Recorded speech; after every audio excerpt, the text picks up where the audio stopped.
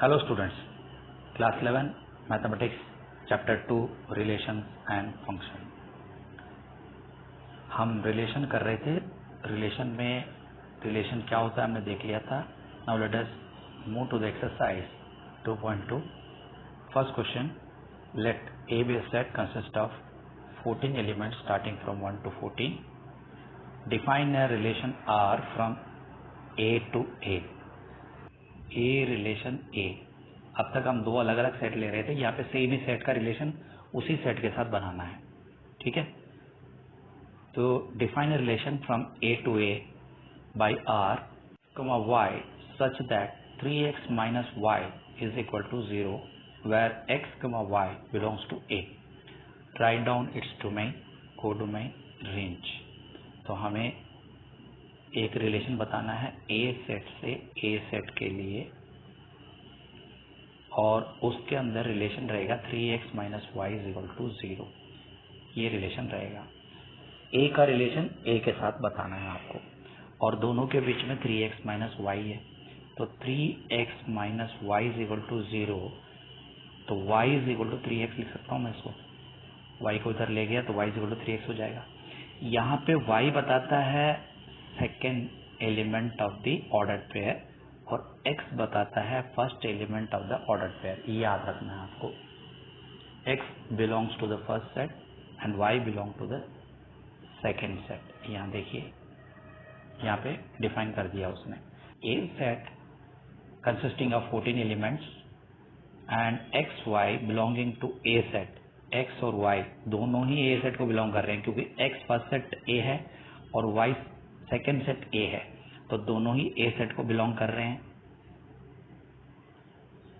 And y is equal to 3x। अभी अभी आपने देखा था कि 3x minus Y is equal to 0 होता है, तो y is equal to 3x होता है। तो ये हमने रिलेशन लिख लिया। ये तो गिवन चीजें हैं। अब x की वैल्यू कहाँ से स्टार्ट हो रही है, क्योंकि a सेट 1 से 14 तक है, तो पहले ए सेट के अंदर 1 से लेके 14 तक सारे एलिमेंट है, दूसरे सेट में भी 1 से लेके 14 तक है। तो हमारा x यहाँ से लेगा वैल्यू। x की वैल्यू 1 रखी तो y की वैल्यू क्या हो जाएगी, क्योंकि y is equal to 3x होता है, तो x की जगह 1 रखूंगा तो 3 हो जाएगी। यानी कि 2 3, ये 1 मैप करेगा 3 को। अगर x की वैल्यू 2 होती है तो y की वैल्यू क्या हो जाएगी, 6 हो जाएगी। यानी कि 2 होगा तो यहाँ पे कहीं ना कहीं 6 आएगा, तो 6 से ये मैप करेगा। और x की वैल्यू 3 रहेगी तो y की वैल्यू 9 हो जाएगी, और x की वैल्यू 4 है तो 12 हो जाएगी। ध्यान देने की बात यह है, x की वैल्यू 5 होगी तो y की वैल्यू 15 होगी, और 15 तो इस सेट के अंदर है ही नहीं, इसका मतलब लास्ट एलिमेंट 14 है। देयरफॉर आपका रिलेशन कहाँ से कहाँ तक बनेगा, 1 से लेके 5 तक एलिमेंट का बनेगा, आगे नहीं बनेगा। ठीक है, that means x greater than और equal to 5 are not related to any element in A. तो यानी कि फर्स्ट सेट में अगर x की वैल्यू 5 या 5 से ज्यादा होता है, तो सेकेंड सेट के a के कोई भी एलिमेंट के साथ उनका कोई पार्टनर नहीं मिलता है, उसका कोई इमेज नहीं मिलता है। तो अब इसका मतलब रिलेशन हमने डिफाइन कर दिया, 1 3 2 6 3 9 4 12। क्योंकि जो ब्लू कलर के लेटर्स है वो x है, और जो ग्रीन कलर लेटर्स है वो y है। तो y is equal to 3x है, तो पहले वाले में x की वैल्यू 1 है तो y की वैल्यू 3 आ गई। यहाँ पे x की वैल्यू 2 रखूंगा तो y की वैल्यू आ जाएगी 6, x की वैल्यू 3 रखूंगा तो y की वैल्यू 9, और x की वैल्यू 4 रखूंगा तो 12, और 5 रखूंगा तो ये 15 हो जाएगा। 15 तो हमारे सेट में है ही नहीं, तो उसको हम डिफाइन ही नहीं कर सकते रिलेशन के अंदर। Therefore this is my relation. ठीक है, अब डोमेन की बात करते हैं। डोमेन जितने भी ब्लू लेटर्स हैं वो सारे डोमेन है। फर्स्ट लेटर्स होते हैं, ऑर्डर पेयर के फर्स्ट एलिमेंट्स होते हैं, वो सारे डोमेन होते हैं। तो हमने 1 2 3 4 ब्लू वाले सारे लिख दिए। फिर देखिए रेंज के बारे में बात कर रहा है, तो रेंज क्या होगा, ग्रीन वाले सेकेंड लेटर्स जितने भी हैं ये आपके रेंज हो गए, तो रेंज हमने लिख दिया यहाँ पे। ठीक है, ये आगे बात समझ में। अच्छा, को डोमेन क्या होता है, पूरा का पूरा बी सेट। बी सेट यहाँ पे ए ही है, तो यानी कि ए सेट के अंदर जितने भी एलिमेंट है सारे के सारे हमारे को डोमेन में आ जाएंगे, यानी कि 1 से लेके 14 तक। Number 2, define a relation R on the set n of natural numbers by R ordered pair x comma y such that y is equal to x plus 5. यहाँ पे रिलेशन बताया y is equal to x plus 5, where x is a natural number less than 4, x comma y belongs to natural number. Depict this relationship using roster form, write down the domain and range. तो यहाँ पे natural number का set है, यानी कि पहले set के अंदर 1 से लेके इन्फिनिटी तक सारे एलिमेंट्स आ गए और सेकंड में भी 1 से लेके इन्फिनिटी तक सारे एलिमेंट्स आ गए. ठीक है, सेट ऑफ नेचुरल नंबर बोल दिया यहाँ पे. और रिलेशन क्या बोला है, y is equal to x plus 5. तो x एलिमेंट मैं यहाँ से उठाऊंगा और y एलिमेंट जो आंसर आएगा वो इससे रिलेट करेगा. तो ये चीज हमने समझ ली. अब next, where x is a natural number less than 4. यहाँ पे कंडीशन दे दी कि x नेचुरल नंबर को तो बिलोंग कर रहा है, लेकिन x की वैल्यू 4 से कम होगी. मतलब x की वैल्यू कहाँ से कहाँ तक होगी, 1 2 3 तक ही होगी. 4 नहीं आएगा, 5 नहीं आएगा, 6 नहीं आएगा, 3 तक स्टॉप हो जाएगा. Depict this relationship using roster form. आपको रोस्टर फॉर्म से बताना है, सिंपल. तो हमें क्या करना है, हमें जो दे रखा है पहले लिखेंगे. सो हियर रिलेशन आपको दे ही रखी है, x लेस देन 4 लेना है, दोनों नेचुरल नंबर को बिलोंग करते हैं, x और y. अच्छा, ये तो गिवन चीजें हैं. अब हम x की वैल्यू रखते जाएंगे. x की वैल्यू हमें पता है 1 हो सकता है, 2 हो सकता है, 3 हो सकता है. x की वैल्यू यहाँ पे रखा 1 तो ये हो गया 6, 2 रखा तो 7 हो गया, 3 रखा तो 8 हो गया. तो अब 1,6 पहले ऑर्डर पेयर हो गया, 2 7 सेकेंड ऑर्डर पेयर हो गया, 3 8 तीसरा ऑर्डर पेयर हो गया. ये तो हो गया मेरा रिलेशन सेट. तो रिलेशन सेट क्या हो गया, 1 6 2 7 3 8. This is my relation set. अच्छा, इसके ब्लू कलर के जितने भी एलिमेंट्स हैं उसको लिख दूंगा सेट में, डोमेन हो जाएगा. जितने भी ग्रीन कलर के एलिमेंट्स हैं उनको मैंने लिख दूंगा साथ में सेट के अंदर, तो वो हो जाएगा रेंज ऑफ रिलेशन. तो चलिए नेक्स्ट क्वेश्चन करते हैं. Let A be a set consisting of elements 1 2 3 5 and B 4 6 9. Define relation R from A to B. यहाँ पे A से B तक एक रिलेशन डिफाइन करना है आपको, और यहाँ पे रिलेशन आपको दे रखा है the difference between x and y is odd. x और y का डिफरेंस, चाहे x माइनस वाई निकालो चाहे y माइनस एक्स निकालो, ऑड आना चाहिए. पॉजिटिव ऑड नेगेटिव ऑड उससे कोई फर्क नहीं पड़ेगा, ऑड आना चाहिए. ऐसे ऑर्डर पेयर आपको बनाने हैं. तो x belongs to A and y belongs to B. यहाँ पे x A को बिलोंग कर रहा है, यानी कि फर्स्ट एलिमेंट A से आएगा और सेकंड एलिमेंट B से आएगा. ये आपको ध्यान रखना है. और डिफरेंस ऑड आना चाहिए, इसको आपको रोस्टर फॉर्म में लिखना है. तो here you have roster form, you have to write it in roster form. तो अब इसको कैसे करेंगे हम देखते हैं. तो हमें क्या करना है, x माइनस वाई को ऑड बताना है. तो अब हम एक एक करके देखते हैं. 1 माइनस 4 क्या ऑड होता है, बिल्कुल होता है. तो हमने लिख लिया 1 माइनस 4. तो इसको आप 1,4 लिख लोगे ऑर्डर पेयर में. ये हम डिफरेंस निकालने के लिए माइनस लिखा है, ऑर्डर पेयर में 1,4 लिख लिया. चलो ये हो गया. 1 6 लिया तो 1 माइनस 6 5 होता है, तो ये भी ऑर्डर पेयर हमारा हो सकता है. 1 माइनस 9 लिया 8 आता है, इवन है. इवन हमें लेना नहीं है, तो 1 के साथ 4 जाएगा, 1 के साथ 6 जाएगा. दो ऑर्डर पेयर 1 के साथ बन गए, तो हमारे पास 2 एलिमेंट आ गए. नेक्स्ट 2 माइनस 4 करते हैं, इवन है. 2 माइनस 6 करते हैं, इवन है. 2 माइनस 9 करते हैं, ऑड है. तो इस तीनों में से एक ही हमारा ऑर्डर पेयर बन रहा है, दैट इज 2,9. तो 2,9 बन गया. तो पहले 1,4 बना था, 1,6 बना था, तो 3 हो गए. फिर हम 3 के साथ देखते हैं.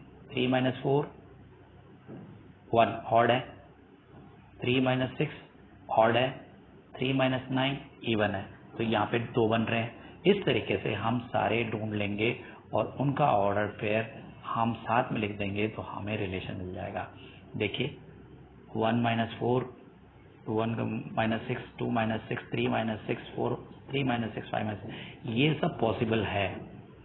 तो इसका मतलब रिलेशन होगा 1,4. यहाँ पे नेगेटिव साइन है, वो गलत तरीके से आ गया है, तो आपको समझ लेना है, यह नेगेटिव नहीं है. 1,4 1,6 2,9, 3,4, 3,6, 5,4, 5,6, ये आपका रिलेशन है रोस्टर फॉर्म में। ठीक है, यहाँ पे नेगेटिव साइन नहीं आएगा, थोड़ा ध्यान रखना, यहाँ पे कैसे आ गया पता नहीं। ठीक है, चलिए नेक्स्ट क्वेश्चन।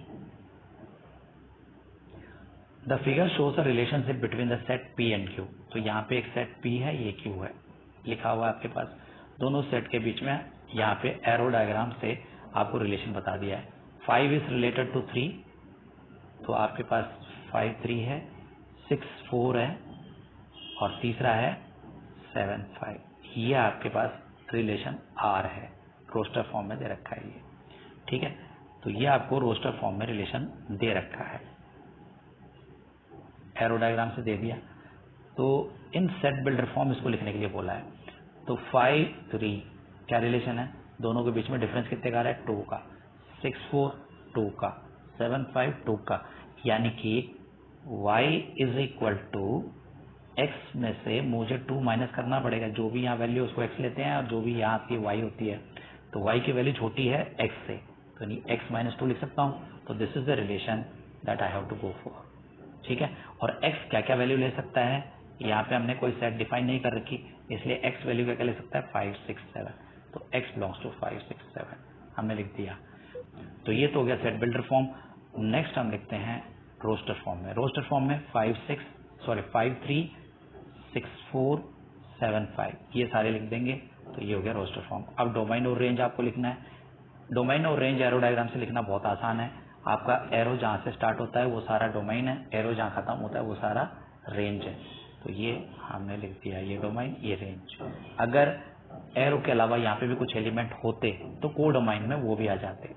जैसे ये 3 4 5 है, यहाँ पे 1 2 भी होता और 6 7 भी होता, तो 1 से लेके 7 तक ये को डोमेन हो जाता। Let a is equal to 1 2 3 4 6। लेट r be the relation on a defined by r is equal to a comma b belongs to a, b is exactly divisible by a। यहाँ पे a to a रिलेशन है। ठीक है, a is related to a।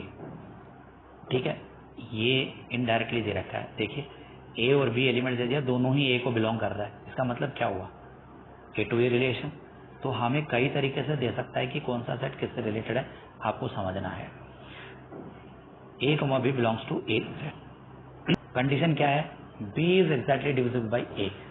b element a से exactly divide होना चाहिए, मतलब b upon a whole number आना चाहिए, यहाँ पे रिमाइंडर 0 आना चाहिए। सीधी सी बात ये है। अब इसको हमें रोस्टर फॉर्म में लिखना है और उसका डोमेन और रेंज भी लिखना है।